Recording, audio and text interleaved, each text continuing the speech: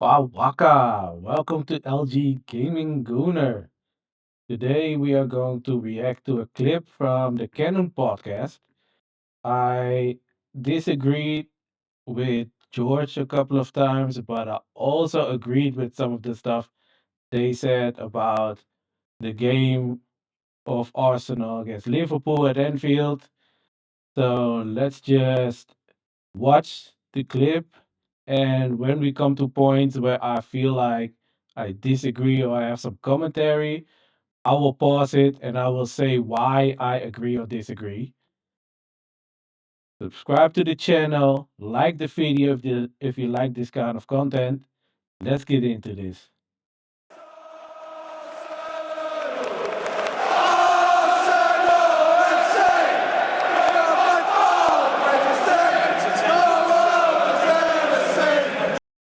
G after 3 games. Like, what are we doing here? It's I just can't understand it. And like I said, I don't feel like if there are things to berate Mikel Arteta for, it's certainly not his intentions and his performances against the so-called Big Six. And it's not results-based analysis either. 22 games is a prolonged sample size. So we are frustrated, yeah, and I get it because we haven't done it. yeah. That's what it is. And for me, because we'll definitely go in the second half because I don't think we did things perfect. There was a tactical switch that I felt Yep. annoyed with Mikel about and not addressing. Because once Arnie Slot did his change in the second half, I thought we should have responded, and we responded late for me. And it was why Liverpool had that period of dominance, anyways. And I think that is something I want to critique Mikel on a little bit later. But I want to tie off this like first half and the lineup thing because you had mentioned about the Ethan and us having people through. So look at football's a very simple game. There's a couple ways in which you can beat an opponent, right? You can go over the top of them, you can kind of go through them, or we can go around them, right? Arsenal go around teams more than anyone in the league. That is the game plan that everybody felt like Arsenal have done too much of, and they're tired of seeing Arsenal attempting to go wide and build through wide chance creation, right?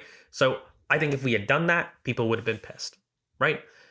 And then I look for it and I say, okay, so Martin Odegaard wasn't fit enough to start. Yeah. Otherwise, he would have He would have started. started, mate. Yeah, exactly. Yeah. So, like, of all the things, we had him on the bench and he's taking painkillers. He's on the red zone. So he would have started if he could. He didn't. That should have said everything. As far as the Eze conversations go, the only thing that I will say that I'm disappointed in Mikel is in the post match, he had mentioned, look, Eze's only been with us for 4 or 5 sessions, but then later in another question proceeds to then highlight Eze's chance as a reason for not swinging the margins and had said Just like George, I thought Eze should have played a lot more minutes. For me, I would have put him on at halftime at least if I hadn't started him. But yeah, only 20 minutes, somewhere around 20 minutes, is not enough for Eze in this form because he already played 2 matches for Crystal Palace, already match fit after a whole preseason. So even if you don't feel like he can start the game because you have a certain game plan, at least bring him on at halftime with Martinelli struggling in the first half and just give him some more minutes, help us out with the creativity because after the first half, we were somewhat on top. So adding Eze to that and having a left wing that is functional would have helped us maybe get more chances and get more control of this match. But for now, let's go back to what George had to say. that when Eze's through, we could win it there, but we don't. I don't think that was great management, personally. He's done that before, and at the end of the day, I get it because he's frustrated with the same intent that I'm saying, where he's like, well, this was a margins game, and at the end of the day, their margins went, and on the day they did it. So respect to them, but it's not some major catastrophic failure on the game plan, on the structure, or on the club. It's just the reality of football. Sometimes those days go for you, and sometimes they don't. In this sense, they went to Liverpool, but I don't agree with then highlighting Eze separately. Like, to me, he's done that with Martinelli, he's done that with other people, and that's where I think it's a bit defensive because he does take the chance creation points quite personally. The narrative, in my opinion, gets to him. It's funny that he takes the chance creation personally, like George puts it, but then the way he sets us up doesn't allow for a lot of chance creation. Because when you look at our starting lineup, we have three midfielders who aren't known for really creating chances for forwards. I mean, Supermandy has some great passing range, but as the deepest of the midfielders in a game like that against Liverpool, I don't see him getting a lot of chances to show that passing range higher up the field so he can bring in those players. He tried a couple of balls over the top, but the real between the line passes just over the floor wasn't really possible for him. And Declan Rice, great runner, great guy, but not really the one who will slip Martinelli or Gyökeres through for a one-on-one on the goalie. Marino, same thing. He did do it a couple of times when he was playing in the nine, but from midfield, I don't really see him putting players through too much. He had a couple of chances to accelerate our attacks, but he slowed it down. So if Arteta takes chance creation, personally, he should have started with at least one of the three creative midfielders we had on the bench. So yeah, I don't really get that. When he goes, I've just went 2.5 years of having not been beaten by a top six side, and now you're going to throw it at me as something with a stick to beat me with when no one has had that record for 2.5 years. I've been unbeaten in 22 games. How could you say that I don't perform in big games? I don't perform when it counts, when ultimately all of those count. I'm sorry, I'm not taking the argument where people are going to pick and choose particular games in which we failed and not reference the entire 22 game sample, where I'm sorry, every single top six club, it doesn't matter at what stage they're in. They are a big club. Manchester United will never want to lose to Arsenal. I don't care how crap they are in the league. They will always step up against an Arsenal. Manchester City will always step up against a Liverpool. Liverpool will always step up against a Man United. Spurs, for God's sakes, how many years have they been behind us and completely insignificant? And why aren't derbies guaranteed wins for Arsenal? I'll tell you why. Because it matters and pride comes into it. So it's not a foregone conclusion that these top six sides were just going to be wins. And if you're going to admit they were, then show me another person who in 2.5 years has even boasted close to the record of Mikel. Not even like, oh, he's won 19 games or 18. The distance, mate, is by over 5 or 6 games. The next competitor. It's quite a significant distance. So I get really annoyed when we lean into that part because you don't do that by being cowardly. I get what he's saying about not losing against the other top six teams, but my only gripe with all of this is we do have a lot of draws, especially against Liverpool and Man City.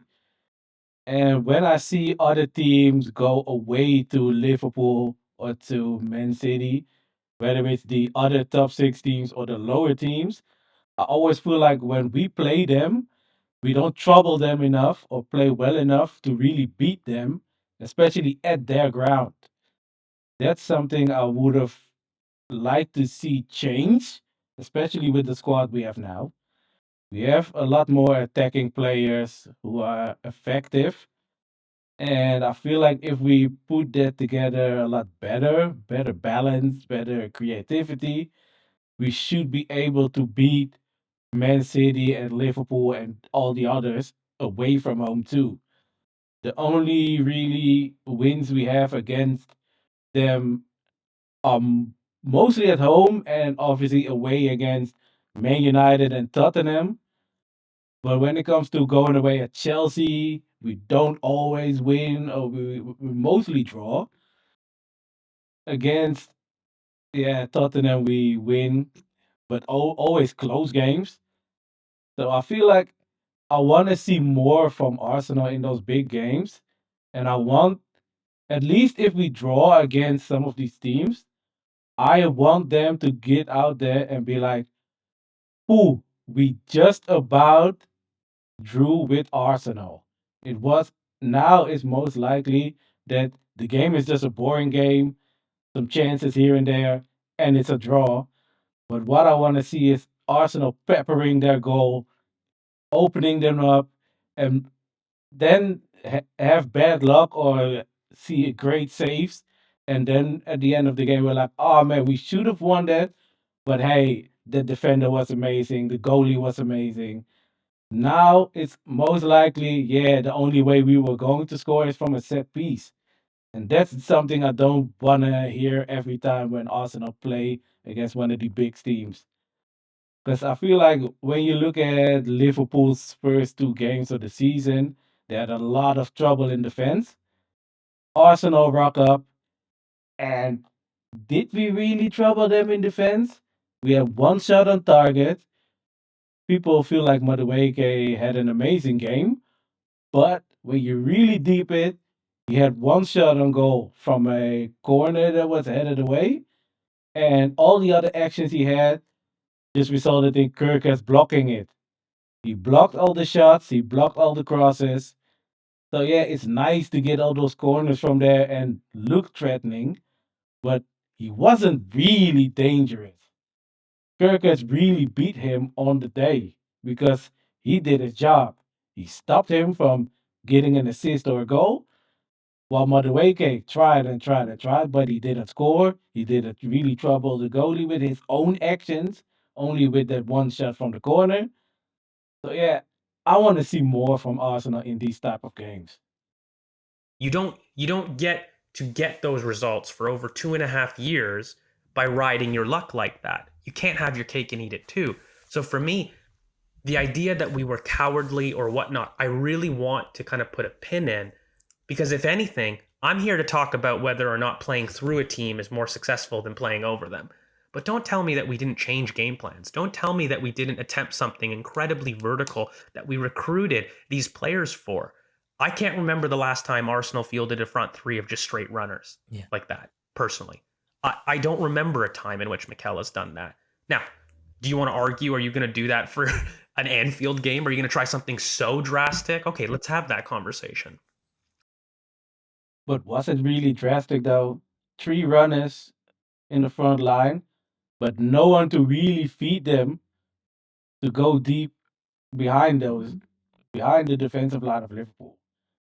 I feel like if we at least had Eaton playing instead of Marino, a lot of us fans would have been more content with however the game ended up, because at least we would have the feeling that our manager went there and tried to unsettle their defense that has looked shaky for the first two games of the season. Now, every time we had a attack, we had either Martinelli on the ball, who we know doesn't really create chances and is very off form right now.